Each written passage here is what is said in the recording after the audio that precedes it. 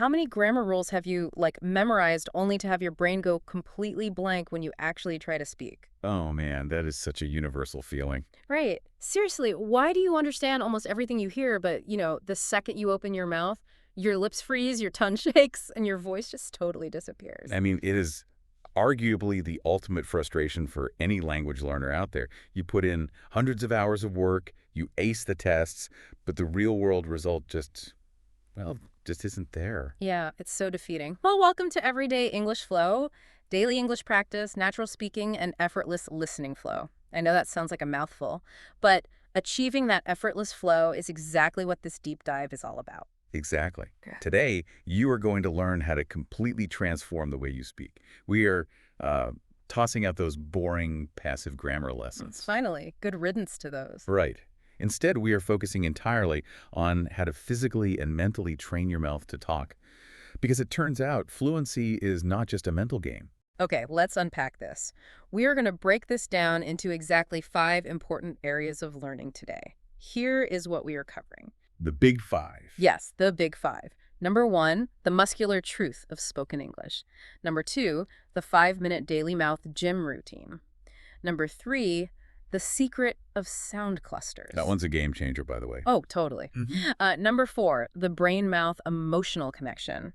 And number 5, the 5-stage SMART repetition system. And since our goal today is elevating your spoken English to an advanced C1 level, let's introduce our first crucial vocabulary word right now, because it perfectly describes the problem we are solving. Let's hear it.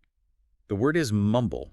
To mumble means to speak quietly and unclearly, usually dropping your volume and swallowing your words. Which makes it incredibly difficult for anyone to understand you. Exactly. It's when you sort of talk into your own chest. You hear this all the time when someone is lacking confidence. An example sentence would be, when he gets nervous during the interview, he tends to mumble his words instead of speaking clearly. Yeah, and that mumbling is exactly what we are going to fix today.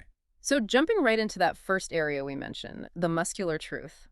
Why exactly do we freeze up when we speak? Well, the shocking truth here, and it is something widely observed by leading phoneticians, is that English is not just in your head. It is quite literally in your lips, your tongue, your jaw, and your soft palate. So it's a physical thing. Very physical. Think about your mouth like a complex machine. If your mouth is only used to the speed, the stress, and the physical shape of your native language, those exact physical muscles are simply lazy when it comes to speaking English. Wow. I love this concept. It's like reading 100 books about how to do a perfect push-up. Oh, that's a great comparison. Like, you know the exact technique. You know where your elbow should be tucked. You know how to brace your core. You've memorized the anatomy. But if you have never actually used your arms to do one, the second you try, you're going to collapse on the floor. You just fall right on your face. Yeah. So are we saying that speaking is literally a physical workout? That is precisely what we are saying. I mean, your tongue alone is made up of 8 different muscles. Wait, 8? Just in the tongue? Just the tongue. And in your native language, you have repeated the same specific acoustic acrobatics millions of times since you were a toddler. It is a really deep muscle memory. But in English? But in English, you haven't trained your mouth to handle, silent letters, soft T's, or the specific linking sounds that are so common. So when you are in a conversation and you try to force those untrained muscles to do something totally new on the spot, under pressure, your speech becomes broken. It's inevitable. You stumble, you mumble, and that is exactly when your confidence completely dies. it just evaporates. Yeah. It is believed by many linguists that a vast majority of what learners perceive as bad pronunciation is actually just poor muscular conditioning. So it's not that you don't know the vocabulary, it's that your jaw and your tongue literally don't know the choreography. It's a muscular failure, not an intelligence failure. Exactly, which is a huge relief when you think about it. You don't need to be smarter. Thank goodness for that. Right, you just need to be conditioned. Well, if weak muscles are the problem, then we clearly need a workout plan. Which brings us to that second core area, right? The structured 5-minute daily routine. The mouth gym. And this is where the actual physical transformation happens. Yeah. But before we get into the exact mechanics of these exercises, we need to set the ground rules. Oh, actually, speaking of setting things up, if you are enjoying this deep dive so far, please take a second to like, share, and subscribe. And keep listening because there is an amazing bonus waiting for you at the very end. Yeah, you definitely do not want to miss the bonus today. All right, let's break down this 5-minute daily system. It is designed to be short so that it fits into any schedule, but the golden rule is that it has to be daily. Non-negotiable. Step 1 is the mouth warm-up, and it takes just 1 minute. You are going to buzz your lips together like a motorbike engine. These are called lip rolls. Like literally Just vibrating the lips, yeah. Then you stretch your tongue out as far as it can go and pull it back in. After that, you loosen your jaw by opening and closing it as widely as possible, but, gently. you don't want to dislocate anything. Right, be gentle. And finally, you do a wide smile stretch. Hold a massive, exaggerated smile, then totally relax your face. Okay, I can actually feel my face waking up just visualizing that. But wait, I have to ask. You want me to buzz my lips like a toddler playing with toy cars before I go into a serious business meeting? Does that actually do anything, or is it just a theater warm-up trick? I know it sounds silly, but it is incredibly effective.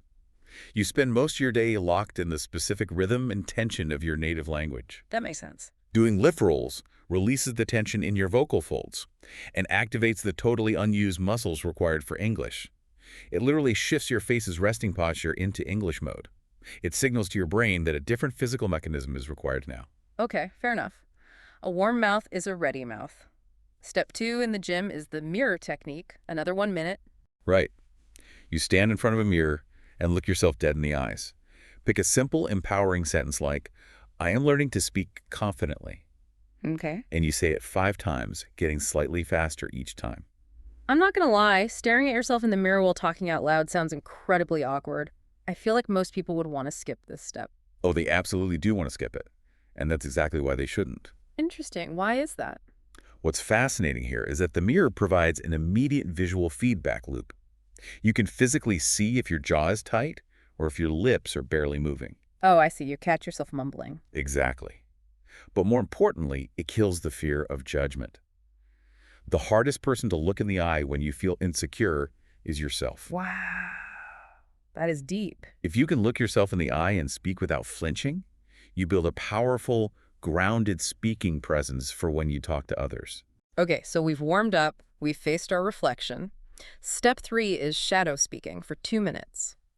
This is where you take a short, maybe 5 to 10 second audio clip of a native speaker and you repeat it exactly. Exactly right. You match the speed, the tone, the pauses, the rhythm, everything. And this is a crucial distinction.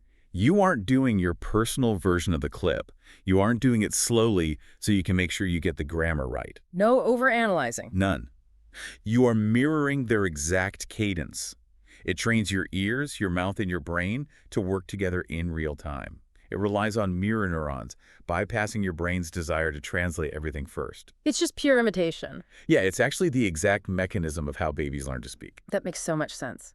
And finally, step 4 to round out the 5 minutes, the fluency loop for 1 minute. This one is great. This is taking one single sentence and saying it at 3 different speeds: slow, normal, and fast. Yes, the slow speed builds your clarity and ensures your muscles are hitting every single sound correctly. The normal speed builds a smooth, steady pace. And the fast speed. The fast speed forces you to link the words confidently, just like a native speaker. Doing this loop stopped you from overanalyzing every single syllable. Now, doing this whole routine every single day, especially when the shadow speaking feels weird or you stumble on the fast speed, brings to mind a very important C1 phrasal verb, give up. Ah, yes. Which simply means to stop trying to do something because it is too difficult or frustrating. A very dangerous phrase for this stage of learning. Exactly. So an example sentence would be, even when the shadow speaking feels completely awkward and your mouth gets tired, you must not give up. The awkwardness just means the muscles are finally growing. Precisely.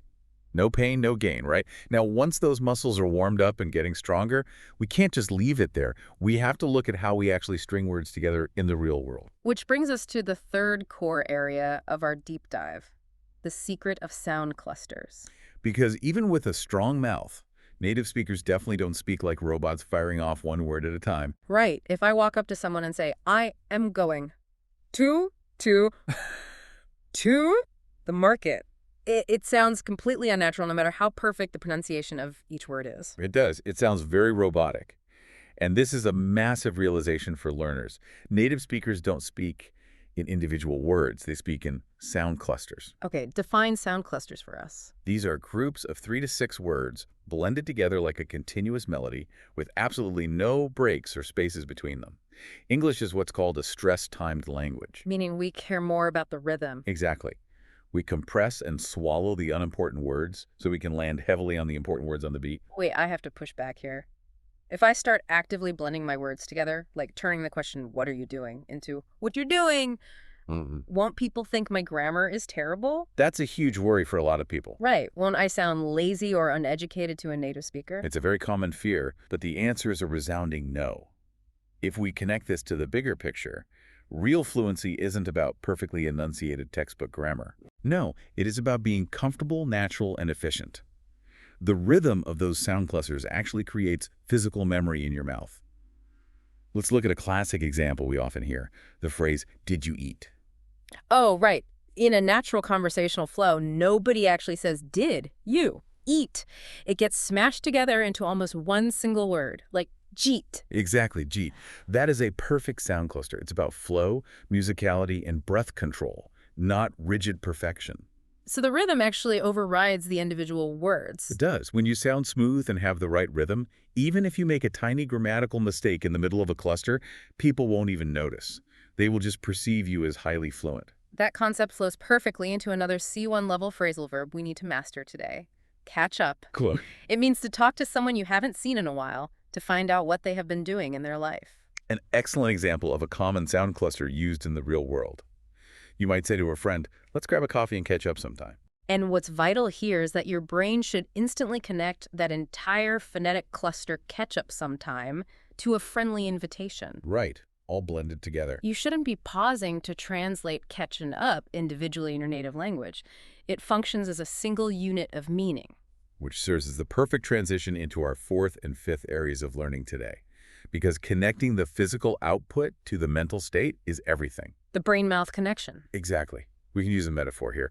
A strong engine, your perfectly trained, warmed-up mouth muscles, means absolutely nothing if the pilot, your brain, is terrified to fly the plane. Okay, so if the engine is ready but the pilot is shaking in their boots, how do we fix a terrified pilot? Well, we have to acknowledge the neuroscience. The mouth cannot comfortably speak what the brain doesn't believe. What do you mean by that? If your brain is constantly firing off warning signals, what if I sound stupid? What if I use the wrong tense? What if they laugh? Yeah. Your amygdala, the fear center of your brain, lights up. And that affects you physically. Oh, massively. When that happens, your vocal cords literally tighten, and your voice will break. So you have to practice speaking like an actor, preparing for a movie role, not like a nervous student taking a final exam. I love that actor analogy. An actor isn't worrying about the grammar of the script. They trust the script. Right. They aren't translating. They are entirely focused on the emotion of the scene and their physical presence. Exactly. You need to take a sentence and say it with extreme, exaggerated emotions. Say it furiously angry, say it wildly excited, say it nervously. Get the body involved. Yes, watch your body move as you do it. Incorporating full body movement while speaking with emotion actually supercharges your memory because it links the vocabulary to a physical state, completely bypassing the fear of judgment. This targets a massive roadblock for learners, which brings us to our next C1 vocabulary word, overthinking. The enemy of fluency. Overthinking simply means to think about something too much for too long in a way that causes anxiety and stops you from actually taking action. It is the ultimate killer of fluency. It really is. Right. So an example would be when you try to translate every single word in your head before you speak, your overthinking will ruin your natural fluency. And to bypass that crippling overthinking, it is believed by top language acquisition experts that we must rely on our 5th and final area today, the 5-stage SMART repetition system. Because repetition isn't just saying a sentence 50 times like a parrot, right? No, not at all. That just makes your brain bored and you stop paying attention.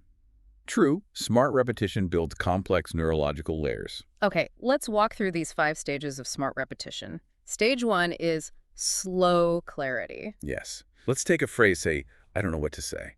In stage 1, you say it very slowly. You are teaching your tongue the physical shapes of the vowels and consonants. It's like lifting a light weight at the gym with absolutely perfect form. Perfect form, exactly. Then we move to stage 2, which is flow repetition. Now you say it in one smooth, connected line. I don't know what to say. You focus entirely on those sound clusters we talked about and your breath control. This builds your real-life conversational speaking speed. Next is stage 3, emotion repetition. This is the acting exercise we just discussed. Say it like you are heartbroken. Say it like you are furiously angry. Say it like you are totally confused. Getting out of your own head. Right. This trains your brain to own the sentence emotionally, linking the words to genuine human feeling rather than just mechanical memory. Then we crank the dial up for stage 4, pressure repetition. This one is intense. Oh, Say it as man. fast as you possibly can while still maintaining control. Really push your limits until you almost trip over your words. Why do we want to almost trip? Because it teaches your brain and your mouth to react instantly without thinking, which is exactly the chaotic environment of a real fast-paced conversation. That makes sense.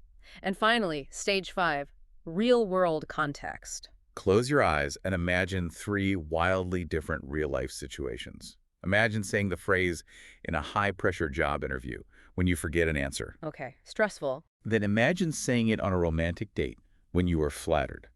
Then imagine saying it in an embarrassing moment at a grocery store. You are anchoring the physical words to emotional, real-world survival scenarios. Exactly. It makes the language real. Wow. Doing that 5-stage process for just one sentence a day, I can see how that totally rewires your brain. It acts like a flight simulator for that terrified pilot we talked about. It really does. This actually brings up a really stark contrast we notice when looking at all this material. It's the stark difference between the passive learner and the fluent speaker. It truly is the ultimate divide. The passive learner collects grammar books like trophies. Just piling them up. Yeah. They binge-watch English teaching videos for hours, completely silently. They take immaculate notes. But they never actually use their physical voice.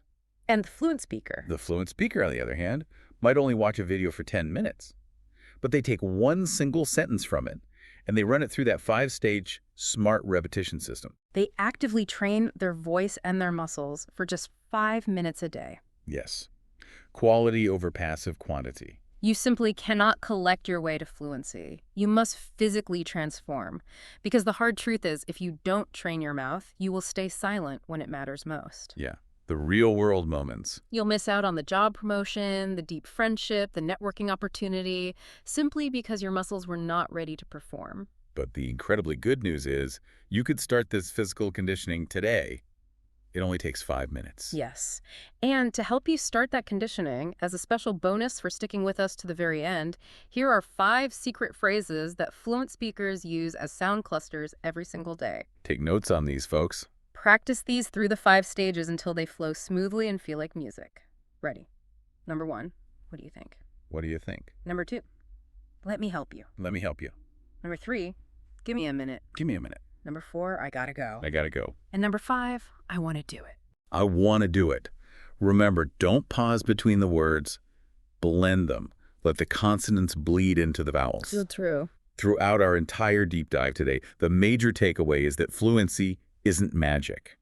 It is believed that fluency must be built brick by brick. Oh, that is such a fantastic phrase. And it is actually your idiom challenge for the day. Oh, perfect. What does the idiom brick by brick mean? Write your answers in the comments section. We want to see who can figure out the exact meaning. It is the perfect idiom to describe the daily 5-minute process we've outlined today. It really is. If this deep dive helped you uncover the mechanics of speaking, please like, share, and subscribe. And most importantly, if you are ready to stop being a passive learner, if you are ready to start being silent and start training your mouth, I want you to write "I stay committed" in the comment box right now. Claim your voice. I love that. It's all about making that conscious decision to just start. Exactly. Because when you finally start training those muscles, you experience something amazing. We've talked a lot about the physical and mental mechanics today, but there's one final fascinating thing that happens when you truly adopt this daily practice. Are you talking about the language ego? Yes. Linguists call it the language ego. When you train your mouth to make new sounds and you train your brain to attach deep emotions to a foreign language, you aren't just learning words. You're kind of building a new self. You are actually developing a slightly different personality. The English-speaking version of you might be more assertive, more expressive, or more relaxed than the native-speaking version of you. That is so true. It's liberating. So the ultimate question isn't just how well you will speak, it's who you will become when you finally find your voice. Keep practicing, and we'll see you on the next deep dive.